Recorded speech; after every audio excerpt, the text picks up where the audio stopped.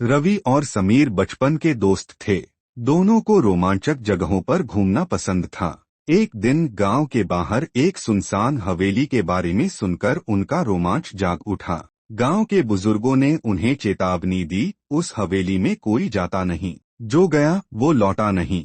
लेकिन दोनों ने इसे सिर्फ एक कहानी समझा और रात में वहां जाने की ठान ली।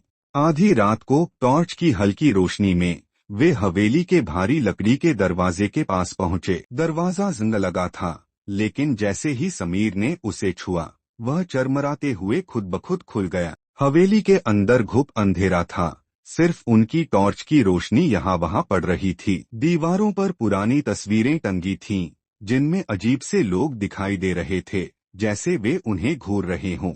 रवि ने धीरे से कहा, समीर, ये जगह ठीक नहीं लग रही। समीर ने हंसते हुए जवाब दिया, डर गया क्या? कुछ नहीं है यहाँ। अचानक कुछ अजीब हुआ। जैसे ही वे अंदर बढ़े, हवा में एक अजीब सी ठंडक महसूस हुई। अचानक उनकी टॉर्चें झपकने लगीं और बुझ गईं। चारों ओर गहरा अंधेरा छा गया। तभी एक सड़ीगली हंसी हवेली के कोनों में गूंज उठी। कौन है वहाँ? समीर ने कांपती आवाज में पूछा।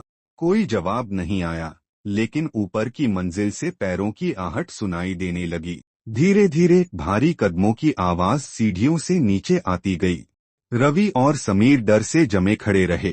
अचानक एक कमरे का दरवाजा जोर से खुला और वहां एक कटाफता चेहरा दिखाई दिया। गहरी लाल आंखें, उलझे बाल और एक खौफनाक मुस्कान। वह चीज आगे बढ़ी और डरावनी आवाज में बोली, तुम्हें यहाँ नहीं आना चाहिए था। दोनों ने दौड़ लगाई, लेकिन उनके पैर जैसे जमीन से चिपक गए थे।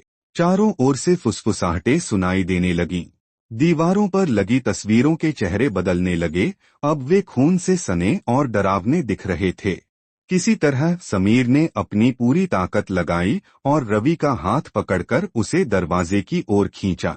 दरवाजा बंद हो चुका था। वे उसे धक्का देने लगे, तभी वह खुद खुल गया और दोनों गिरते पड़ते बाहर भागे। जैसे ही वे हवेली से बाहर निकले, सब कुछ शांत हो गया। अब उन्होंने पीछे मुड़कर देखा तो हवेली कहीं नहीं थी, सिर्फ एक वीरान जंगल था। गांव लौटकर जब उन्होंने बुजुर्गों से यह बात बताई तो एक वृद्ध ने गहरी सांस लेते हुए कहा, बेटा, वो हवेली तो 100 साल पहले ही जलकर राख हो चुकी थी। तो फिर हम कहाँ थे? इस सवाल का जवाब किसी के पास नहीं था।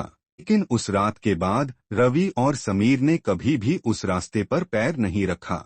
हवेली थी या नहीं, लेकिन वहाँ कुछ तो था, जो आज भी उन्हें अपने पास बुला रहा था।